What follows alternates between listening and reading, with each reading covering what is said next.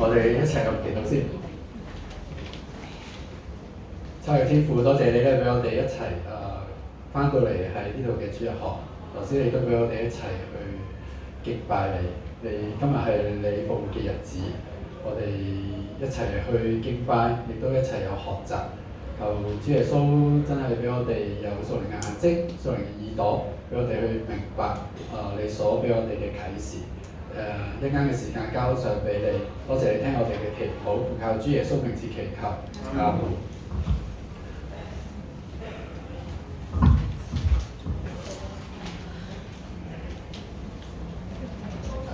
有冇人知道今日嘅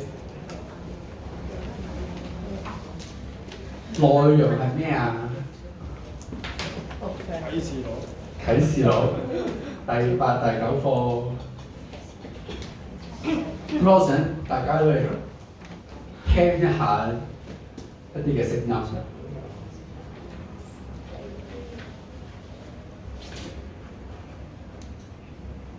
呢個叫做吹角、吹號嘅聲音，聽下。每吹一號就有災難。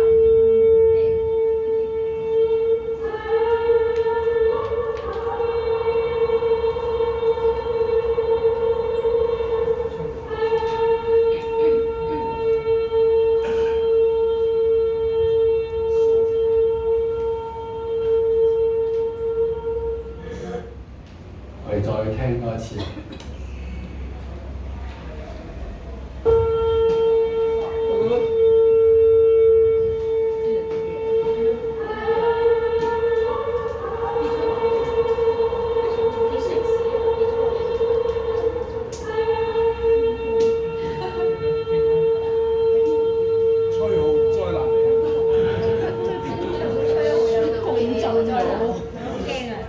大家對於聽到呢個吹號嘅感覺係啲咩咧？有啲咩感受啊？有啲嚴肅啊！有啲嚴肅即係嚴肅嘅時候。仲有咧？大件事有事發生，有事發生，警號。仲有咧？感覺。好似打仗。好似打仗，好震驚嘅。有冇後邊嘅感覺得㗎啦？頭先聽嘅時候，會留意多啲，會留意去聽嘅，留意多啲。大事發生。有大事發生啊！咁咧呢段片就喺YouTube 嗰度揾翻嚟㗎啦。咁其實佢係大家知唔知個地方係咩地方啊？屋牆，耶路撒冷。邊個去過耶路撒冷啊？去過。記得呢埲牆，呢度好多人啊！呢個係咩時間咧？呢個原來咧猶太人嘅贖罪日啊，係啊！呢一晚咧，呢個係嗰個 YouTube 嗰個簡介嚟嘅。即係今晚咧，嚟自各地嘅數萬名嘅猶太人聚集喺呢一個嘅廣場。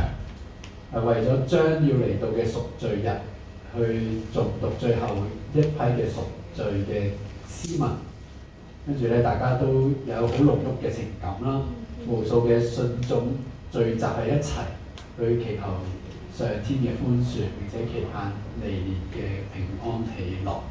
咁贖罪日咧，其實就係猶太人嘅新年，係吹角節，吹角節佢哋嘅新年嘅時候嘅。就係吹號啦、吹角節，咁咧去到最尾一日咧，佢哋就會有贖罪日。咁喺贖罪日嘅時候咧，又會吹號咁樣。咁究竟吹號係啲咩意思？我俾大家去睇一個嘅短片。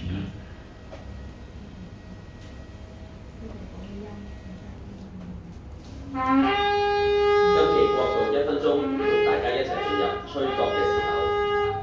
聖經入邊第一次提到角聲，係當神喺西奈山頒布律法之前，藉住角聲招聚百姓去迎接佢。呢一個角聲係由天上而嚟，可見吹角係由神親自設立嘅。聖經中亦都提到耶和華親自吹角，佢嘅同在由角聲伴隨。號角 shofar 就係聖經中入邊提到吹角所用嘅樂器，當時大部分都係用較短嘅羊角。而今日廣泛被利用嘅比較長而螺旋形嘅就係小旋角羚羊角，佢哋大部分係由非洲進口嘅。猶太傳統主要吹角方式有4種，第一種係吹號 Tekiya， 第二種係短號 Shufri 3個短音，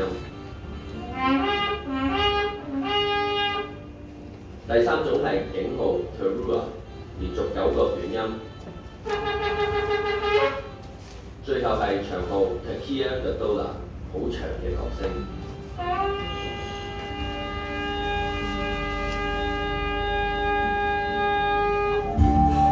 聖經入邊吹角有好多唔同嘅用途同埋目的。首先就係節期，我哋要留意吹角節，就係猶太歷嘅7月1號，亦即係猶太新年。佢嘅意思就係吹角嘅日子，要吹角作紀念。呢啲都係聖經提到嘅。而7月10號就係贖罪日，聖經話要大聲吹角同埋喺全地吹角。第二個用途就係招罪人，掃羅、基甸同埋尼希米都曾經吹角而招罪以色列人。第三個目的係讚美，詩篇話要用角聲讚美神，之後仲有歡慶，詩篇話要用角聲同埋號筒喺神面前歡呼。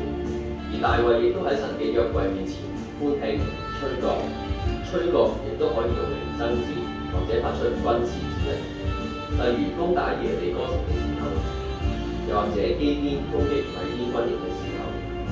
而先知耶利米亦都多次用吹角嚟預備以色列人打仗。另外，吹角亦都係一種警號，守望者要吹響號角作為警號，又可以用嚟警示耶和華嘅日子將要嚟到。第七，吹角亦係重要宣佈嘅時候所用嘅，例如立王，包括所羅門王、耶戶同埋押沙龍等等作王嘅時候都有角聲。最後末世嘅時候都多次提到吹號，可見末世好多嘅事件，無論係號筒或者號角，佢哋都係同末世非常有關。我哋都一齊嚟學習吹角啦 Tekiya。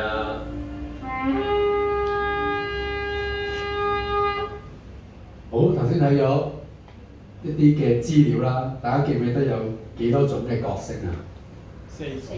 有4種喎，一個係長嘅，跟住3個短，跟住9個短，同埋一個係好長嘅。嗰個好長嘅意思係吹到吹嘅人係吹到冇氣為止嘅，係啊，即係吹盡嘅。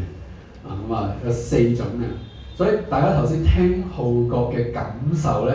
頭先有講啦，有唔同嘅原因啊嘛，即係呢度唔同嘅原因感受其實全部都啱嘅，因為喺唔同嘅情況之下，你聽到吹號嘅時候咧，佢係有唔同嘅感覺。你喺嚴肅會嘅時候，你覺得嚴肅啦；喺贖罪日嘅時候，你覺得嚴肅啦。打仗嘅聲音，即係打仗嘅時候，你聽到號角嘅聲音啦。有警號嘅時候，你就會即係你會即係需要緊張嘅時候，你就會聽到呢個警號啦。或者聚集以色列人嘅時候，都係用呢個嘅吹號嘅，仲有末世啊之如此類，即係呢度有好好嘅介紹。咁樣亦都佢都有裏邊有啲經文啦，即係講翻俾我聽下，唔同嘅時間真係都有吹號嘅時間。咁因為咧，今日我哋睇嘅啟示錄咧，就係我哋睇吹號嘅時間，所以俾大家去先認識下呢個吹號究竟係咩嘅聲音啦。當吹號嘅時候會有啲咩嘅感覺啦。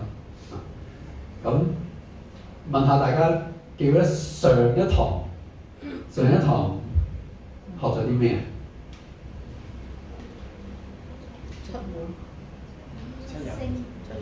七印係啦，七印。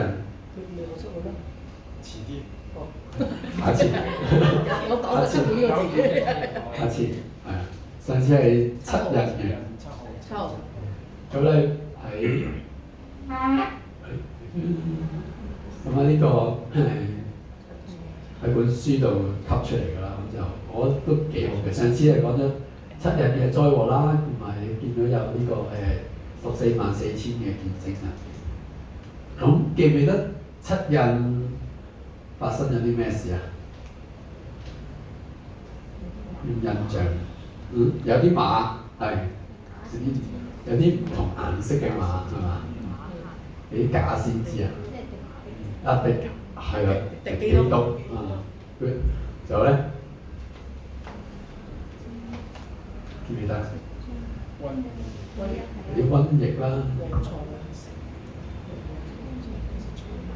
咁我又 cut 咗人哋個 PowerPoint 啦，呢個，咁啊有唔同嘅敵基督啦，頭先講有戰爭啦，有饑荒啦，有死亡啦，有為主殉道啦，有宇宙變色啦，即係變紅啦，係嘛？即係會有啲，即係上一次就係呢個七印裏邊嘅6個印，就我哋見到啦。嗰144000嘅見證人啦，咁樣。咁咧今次咧我哋就進入去到第8、第9章啦。咁咧大家打開聖經，啟示錄嘅第8章。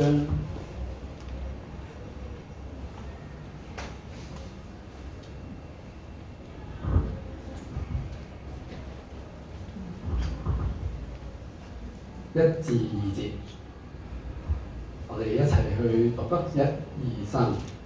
羔羊揭開第7印的時候，天上寂靜的有黑。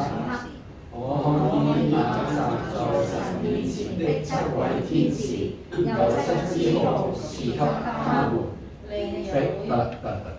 好，呢度第1、第2節。咁咧，我將經文咧就打咗俾個 AI，咁 AI 咧就去將嗰啲幅圖出嚟。咁咧大家去諗呢個嘅場景嘅時候係點樣咧？佢寂靜咗2刻，即係幾耐？知唔知？半個鐘。係啦，半個鐘。哇，好叻啊！中文。好叻，中文好叻，半個鐘頭。咁咧記唔記得喺上一堂再上一堂，於牧師教嘅時候咧，天上做咗啲乜嘢啊？做緊啲乜嘢啊？係啊，天上嘅敬拜啊，即係眾長老啊，佢一齊去敬拜緊神，係嘛？呢個就係天上邊嘅情景。亦都有好多人嚟到神嘅面前去敬拜神，記唔記得？喺呢個情景之下，突然間天上面咧就寂靜咗2刻，寂靜咗半個小時，俾大家有啲咩嘅感受啊？明明喺度敬拜緊神喎，係嘛？好，即係大家去諗下，今朝早我哋敬拜神嘅時候，突然間神行出嚟，跟住我哋寂靜咗半個鐘頭，有啲咩感受？大事不妙。大事不妙，好，大事不妙好似係殺氣好重，殺氣好重。阿媽突然間唔講嘢半個鐘頭，好驚嗰種咁樣。阿媽突然間唔講嘢半個鐘頭，淨係啤住。大事不妙，即係好似一個暴風雨嘅前夕喺呢個嘅時間裏邊咧，就發生咗以下嘅情景啦，就係跟住第3節開始，我哋一齊去，我都要擺埋下一個先。我哋一齊去讀3至5節啦，1、2、3。另有一位天使拿着金香爐來站在祭壇旁邊，有許多香賜給他，要和眾聖徒的祈禱一同獻在寶座前的金壇上。那香的煙和眾聖徒的祈禱，從天使的手中一同升到神面前。天使拿着香爐，盛滿了壇上的火，倒在地上，隨有雷轟、大聲、閃電、地震。好啦，都係大事。大事不妙。裏邊有啲咩啊？頭先見到有天使攞住啲香，攞住個金香爐。呢個代表佢啦，呢個我都係打落去 AI 度將出嚟嘅。咁勁呢度咩 AI？Microsoft Designer，免費嘅。係。咁啊打出嚟之後咧，呢個金香爐啦，金香爐裏邊嘅呢啲飄出嚟嗰啲係咩嚟㗎？係咩嚟㗎？眾聖徒嘅祈禱喎，係喎。咁有啲即係可能啦，即係因為 A.I.J. 啲呢係眾聖徒嘅祈禱，咁啊飄去嗰個金壇嗰度，再呢個金香壇咧就再擺喺邊個嘅面前啊？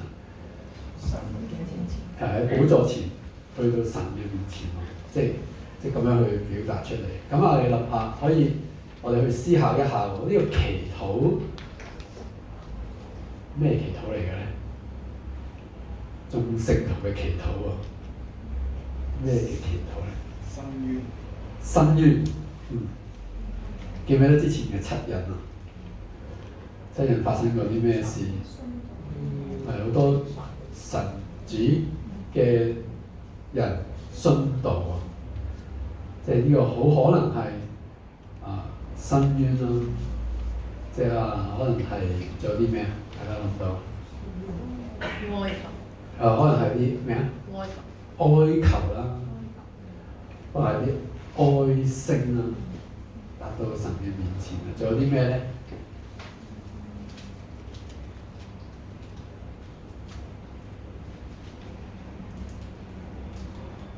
眾聖徒嘅祈禱，可以讚美讚美感恩，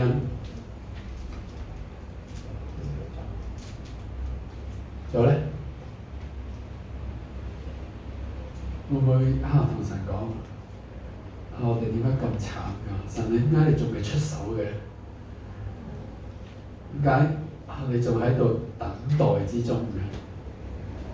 會唔會有啲咁嘅疑問咧？眾聖徒可能都會有喎，即係好多信徒被殺，係啊，嘅基督出現咗啦，佢掌權咗喺呢個世界上面，即係講緊七日裏邊，佢等到幾時咧？我哋幾時先至真係可以神你為我申冤咧？即係好可能係有啲咁嘅禱告喎，係嘛？6章10節就同你講一樣，嗰啲大聲喊咗説：聖潔真實的主啊，你不審判在地上的人，給我們伸流血的冤，要等到幾時呢？係等到幾時咧？咁樣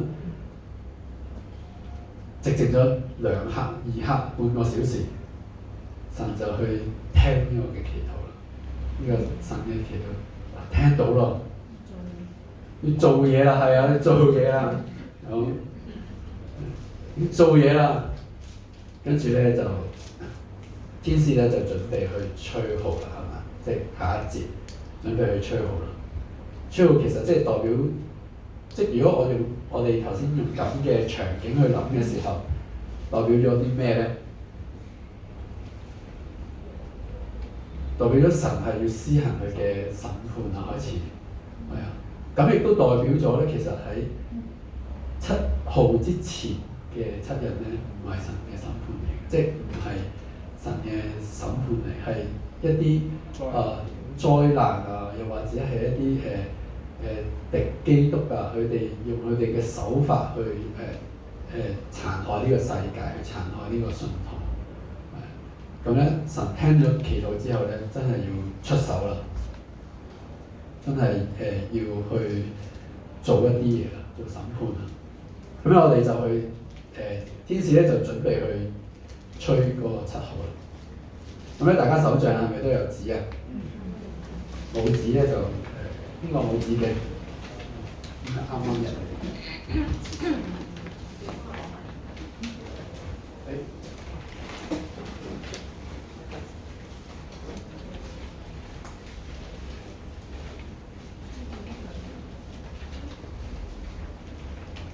咁咧，我哋就去大家2-3個人啦，我哋去即係睇下呢個7號係點樣嘅，大家睇下個經文。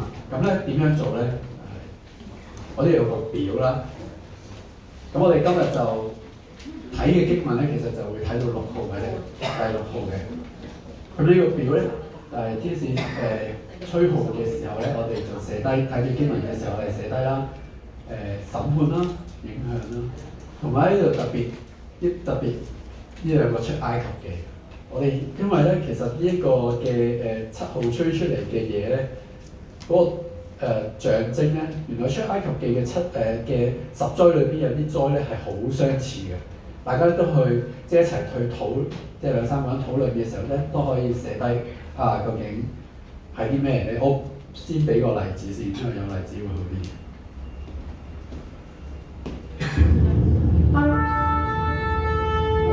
第1號吹響嘅時候，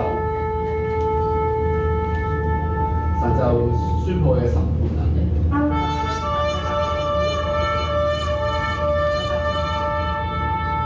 地嘅1/3被燒啦，咁佢嘅影響係地同樹1/3都被燒咗啦，草就全部燒晒嘅。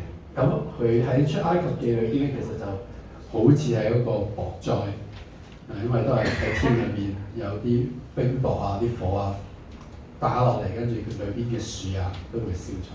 呢、個就係例子啦。咁咧，大家先咧去討論到第1、第2、第3、第4號先，咁啊可以填個表，俾少少時間大家。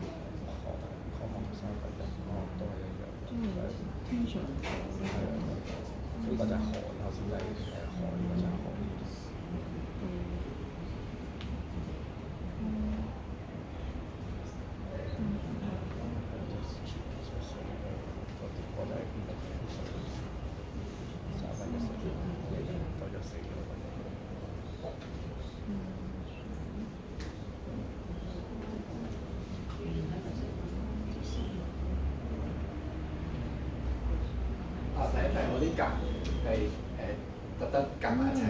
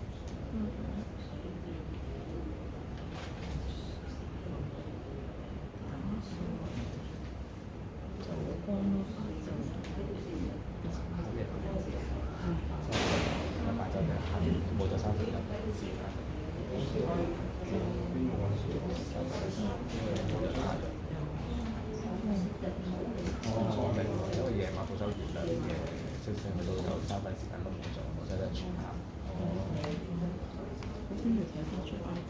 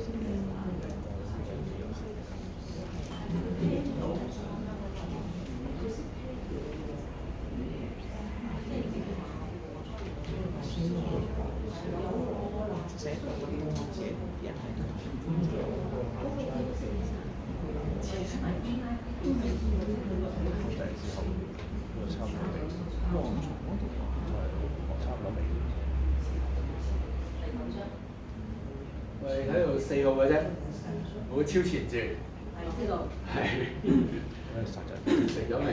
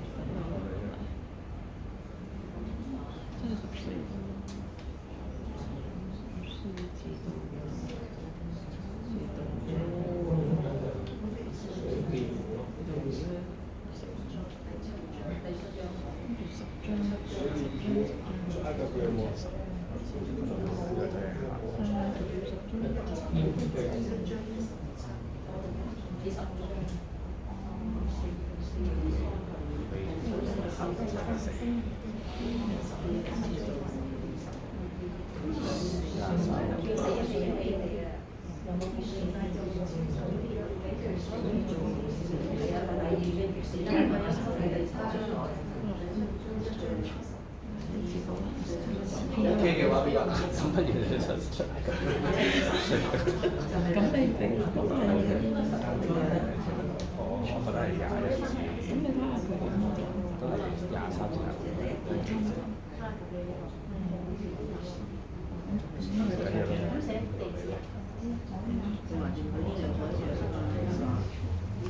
係啊，寫個經文嘅地址，出埃及記。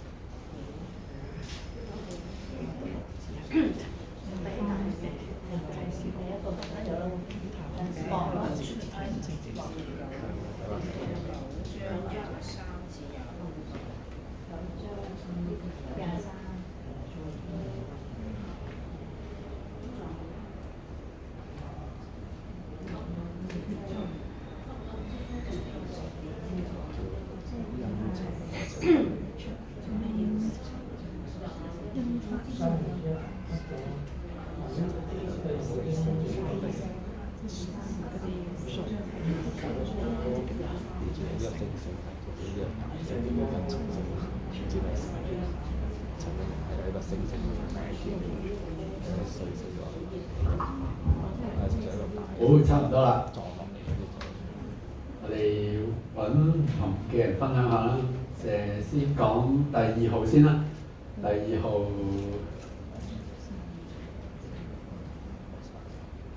嘉善。1/3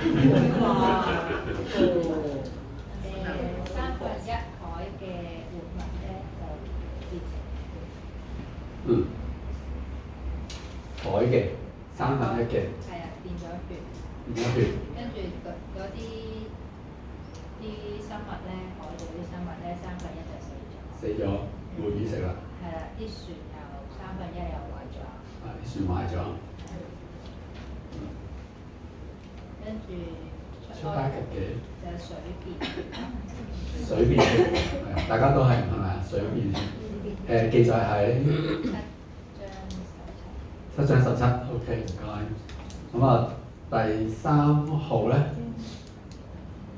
一時火把從天上落喺江河嘅1/3同埋泉水嘅1/3，令到啲水咧有1/3咩？茵蔯係咩？苦係嘛？變成苦水，飲咗就會瓜老陳。即係唔飲得啦。係啦，就唔得啦。係唔飲得嘅水啦。江河即係佢嘅嗰個打擊嘅就係江河啦，同埋泉水啦，有1/3唔飲得啦。即係好似其實頭先水變血都係嗰啲尼羅河嘅水唔飲得啦嘛，一樣。好，跟住第4號。日月星嘅1/3被擊打，影響就係白晝同埋黑夜嘅1/3都冇光啦。咁就對應翻係出埃及記嘅10章21至23節，就係黑暗之災。係啦，黑暗之災。對應翻就係黑暗之災啦。咁不如我哋去睇下出埃及記好唔好啊？大家睇咗，我哋睇下出埃及記嘅第9章，我哋呢度睇起。第9章23至到26節。第9章23至26節，出埃及記。我哋一齊嚟讀啦，1、2、3。摩西向天伸杖，耶和華就打雷下降，有火閃到地上。耶和華下雹在埃及地上，那時雹與火摻雜，甚是厲害。自從埃及成國以來，遍地沒有這樣的，在埃及遍地爆擊打了田間所有的人和牲畜，並一切菜蔬，又打壞田間一切的樹木，唯獨以色列人所住的歌珊地沒有冰雹。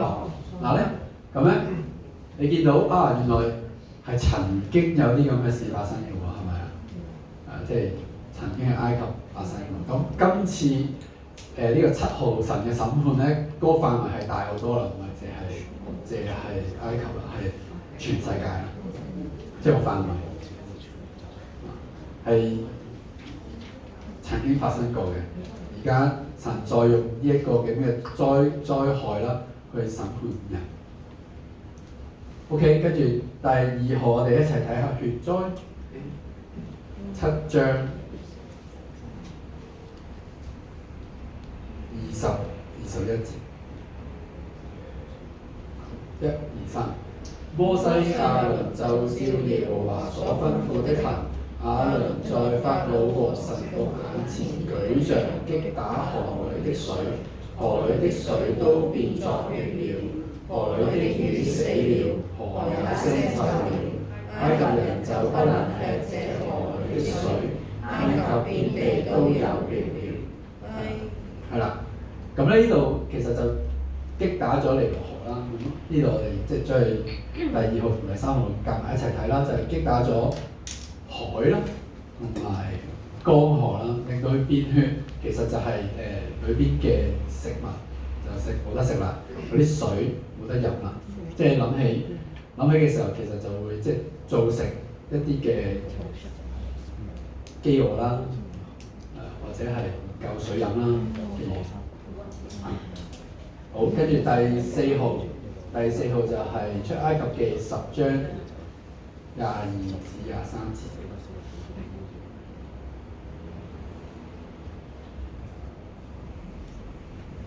1、2、3，摩西向天伸杖，埃及遍地就烏黑了3天。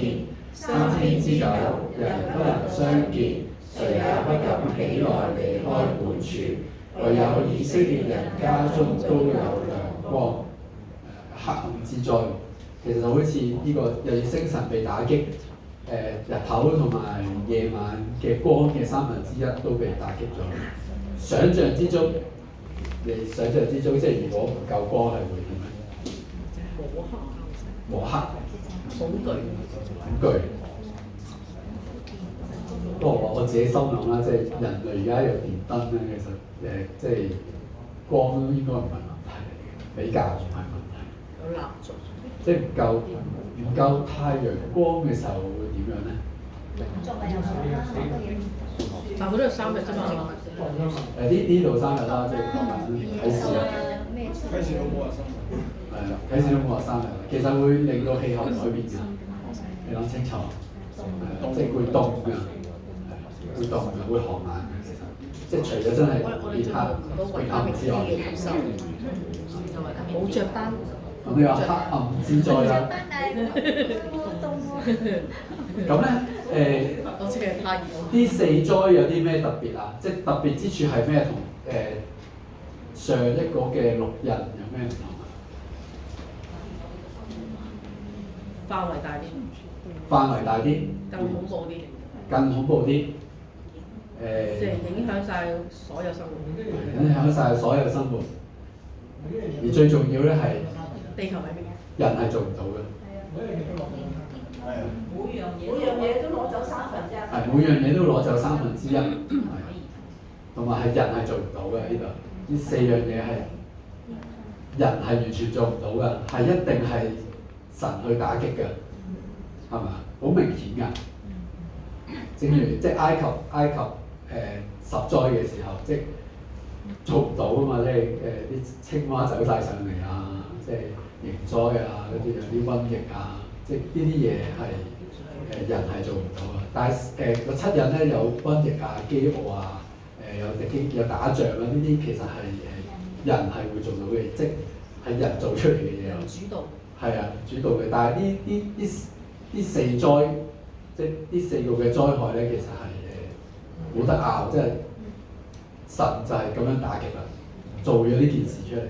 即係第3、第4號咧，佢直情講到第3號嗰度咧，佢係有一個天上面嘅一個星跌落嚟，即係話。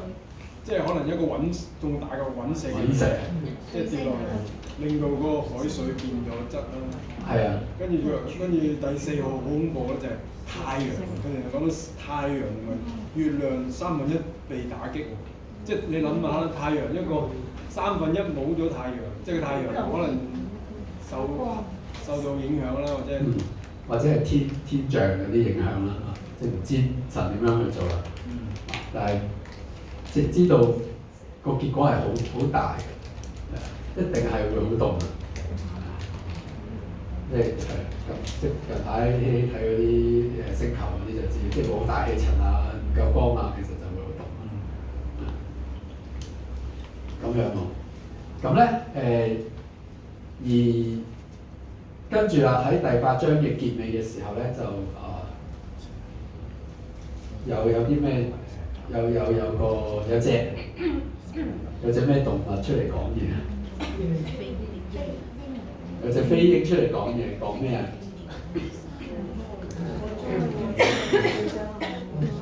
禍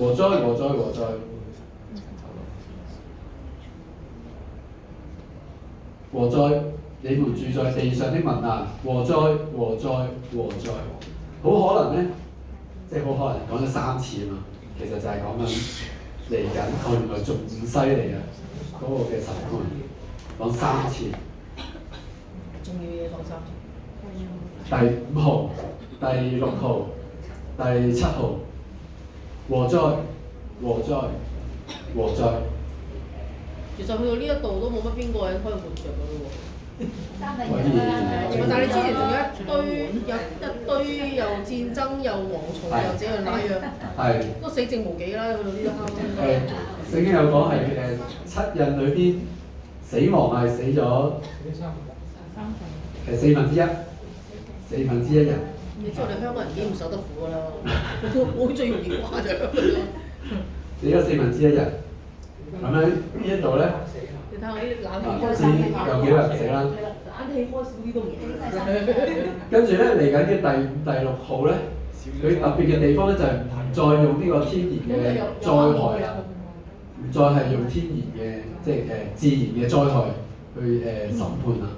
第6號咧就會用靈界嘅事物去做審判。靈界啲咪嚇都嚇死啦已經。嚇都嚇死你啦！咁咁我哋繼續去。我哋繼續去睇第5號同埋第6號啦。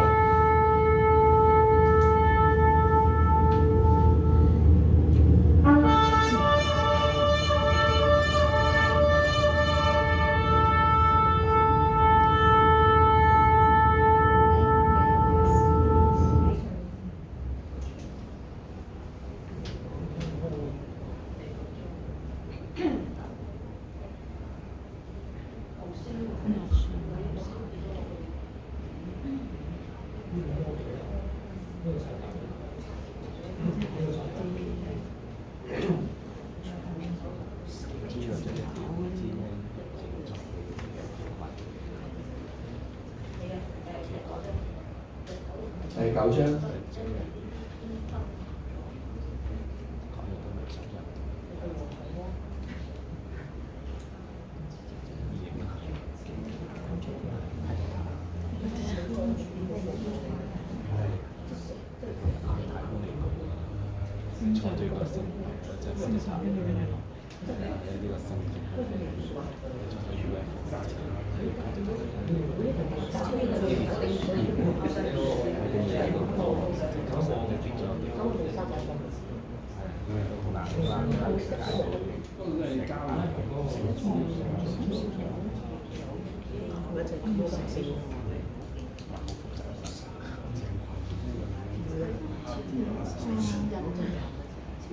我呢個第6號咧，又畫咗一畫嘅，咁我冇一個完全係好相似嘅十災裏邊，都可以去畫，係唔係完全相似？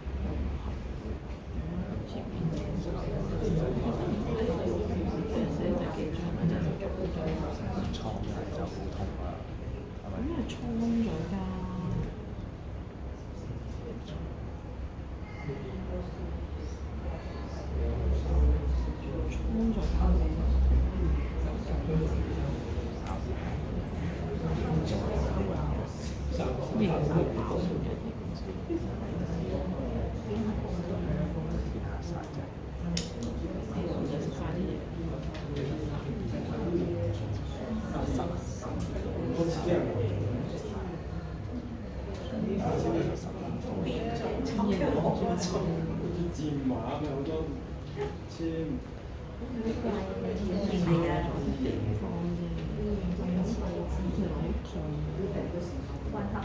喺度形容緊啲軍甲車，出戰嘅馬一樣錯。好似獅子咁。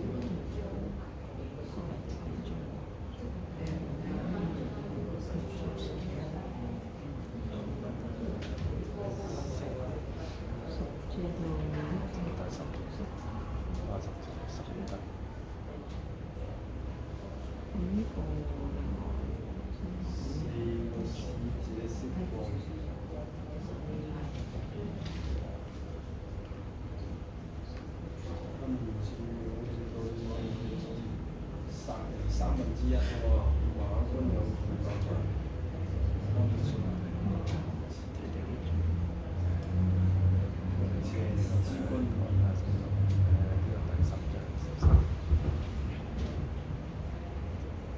大家都 OK 嘛？2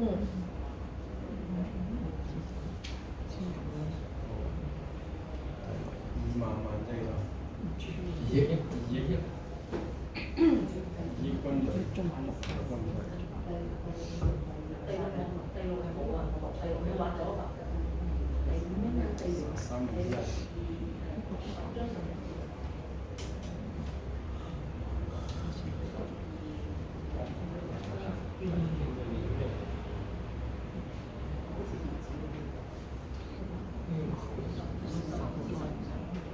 好，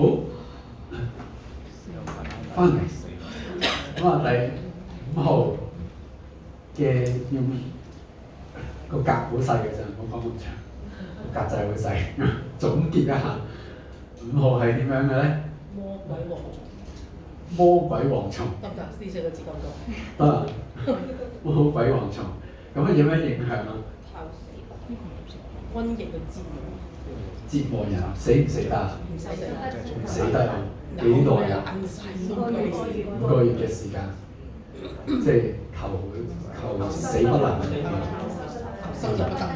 求生不得，求死又不能，5個月嘅時間。但係咧係好特別嘅喎，指定咗一啲人先有事嘅喎。好神印記嘅。好神印記嘅人，即係當陣時都有啲有神印記嘅人嘅，但係咧就大部分都冇神印記嘅人，冇事嘅喎。咁對應喺出埃及記嘅係。咁咪好恐怖咯！例如屋企有啲人信，有啲人唔信咁樣，隔離嗰個咬到豬頭咁，咁你又冇事咁樣，跟住你又幫佢。即係好似。咁你做乜嘢一個提醒邊係咁啦？好似出埃及記咁啊，即係神落個冰雹嘅時候，淨係打擊。淨係打你隔離嗰個老婆。打擊係歌山地嘅以色列，即係神有呢個權柄去做到呢件事。影響就係即係嗰啲人就受痛苦啦。出埃及記嘅對應嘅係類似嘅10章。係啦，10章即係蝗蟲之災啦。咁類似即係只好講類似啦，因為有咩唔同啊？啲嘢毀壞啲植物啫。係啦，因為10災嘅蝗蟲只係毀壞植物嘅啫。係啦，但係呢度咧講緊折磨人啊，有啲唔同。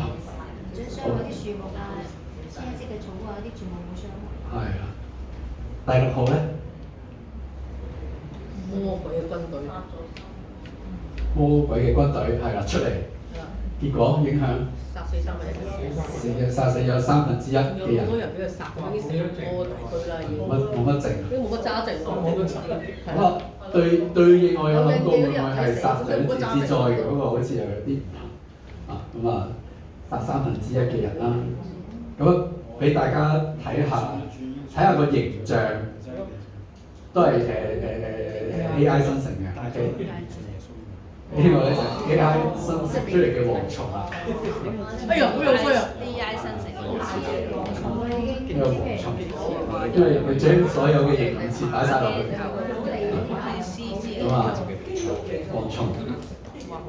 咁咧，但係蝗蟲出現之前咧，有一個好明顯嘅天象係出現咗嘅，就係有星星跌落嚟，就打開咗無底坑。無底坑就係相信就係即係困住魔鬼嘅地方啦，跟住啲蝗蟲就出嚟啦。所以有個天象，頭先都有個天，頭先第幾號啊？都有個天象嘅。咁啊，唔知大家有冇留意呢個新聞？陨石撞地球的世界末日是不是可能真實上演？美國科學家提出這樣的可能性。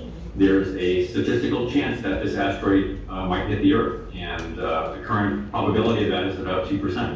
被侦測到可能撞擊地球的就是這顆名為2024 YR4 的小行星，透過韋伯太空望遠鏡追蹤。不過近期發現與地球碰撞的風險比上回預估的幾率1.2%翻倍成長，確實引發部分人士的擔憂。根據科學家的計算，2024 YR4 直徑介於40到90公尺，高速衝撞將造成局部破壞。Asteroids of this size do impact Earth every 1,000 years or so, and it can cause devastating localized impacts. 2013年，俄羅斯領空也有隕石爆炸，當時造成1000人受傷等災情。這個2024 YR4 推算有800萬噸 TNT 炸藥的威力，足以摧毀美國華府的面積，可能影響的範圍在東太平洋、南美洲北部、大西洋、非洲、南亞等地。不過專家也說不用特別擔心，因為畢竟撞擊風險還算很低。我有留意呢個新聞，因為希希去睇緊啲即係太空面，所以有留意。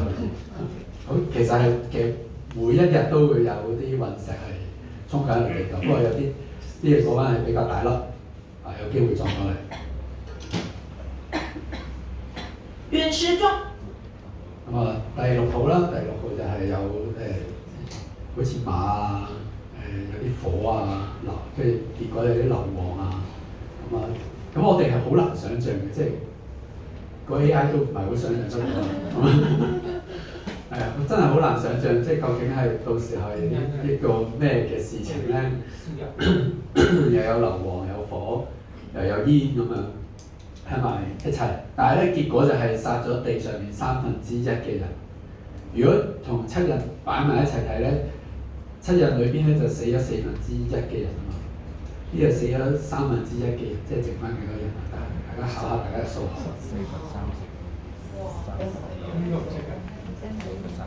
唔識計。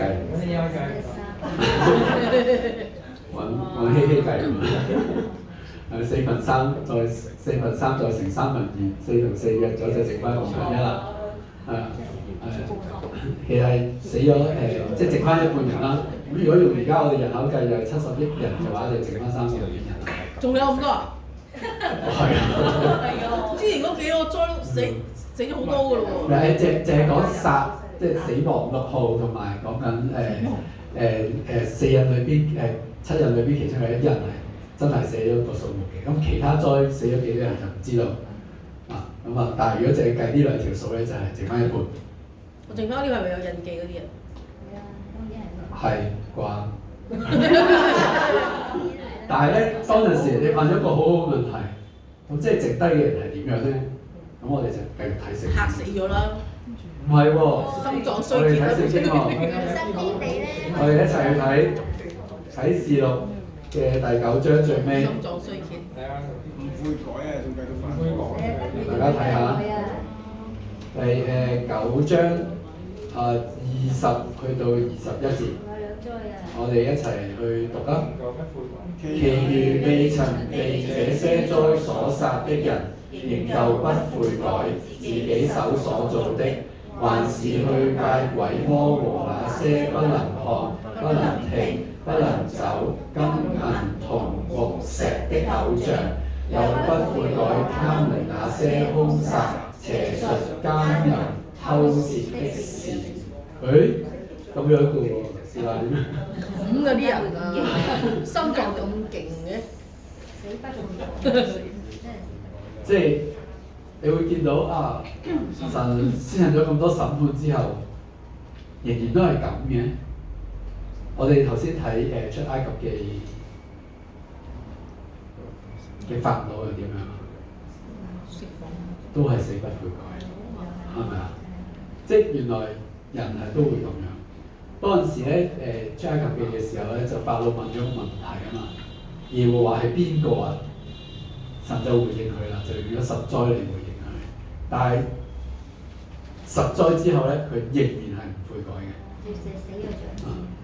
所以即係用法老為例子嘅話，我哋就想像得到啊，當陣時嘅人，即係神嘅審判嚟到咧，係神話佢哋仍然都係喺罪惡之中，仍然都係拜鬼魔，仍然都係拜嗰啲偶像，係有可能。咁其實點解要降10災落嚟啲百姓直接殺咗個皇帝就算啦？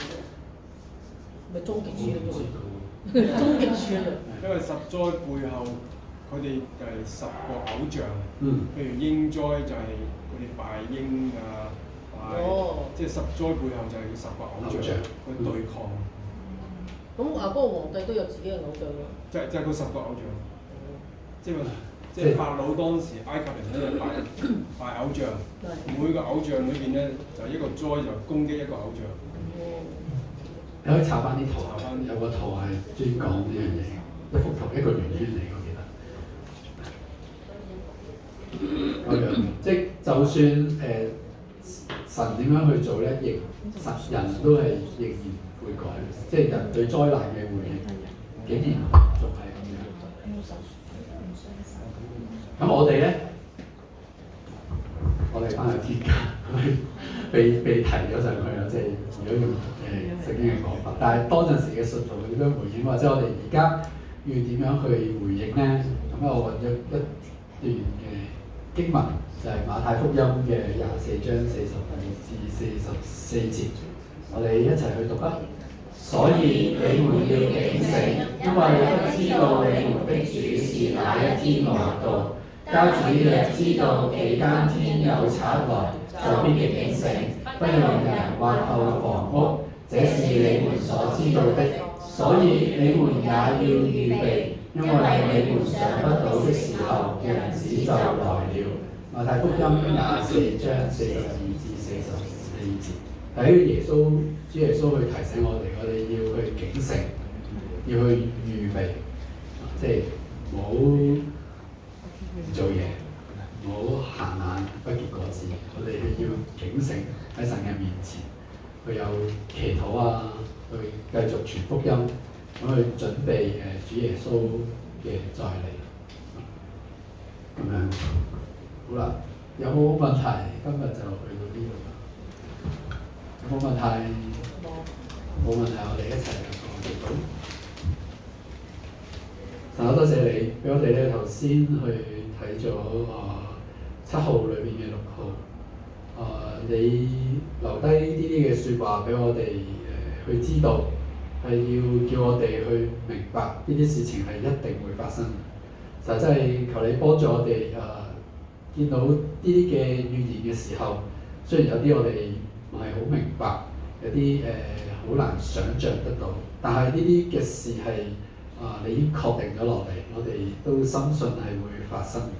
就真係求你俾我哋有一顆警醒嘅心，俾我哋有一顆預備嘅心，並且真係將去警醒喺你面前有祈禱，又去睇你嘅話語，去更加去認識你，更加去為住你去服侍你，去服侍我哋身邊嘅人，將福音去帶俾佢哋。就真係去俾我哋可以靠住你去做到呢啲嘅嘢。我哋雖然可能睇到啟示錄嘅時候，有陣時都會心驚膽跳，但係求你俾我哋有平安，俾我哋有一顆平安嘅心去繼續去為你去做工。我哋散開，求主去保守。多謝你聽我哋嘅祈禱，靠主耶穌名字祈求。阿門。多謝。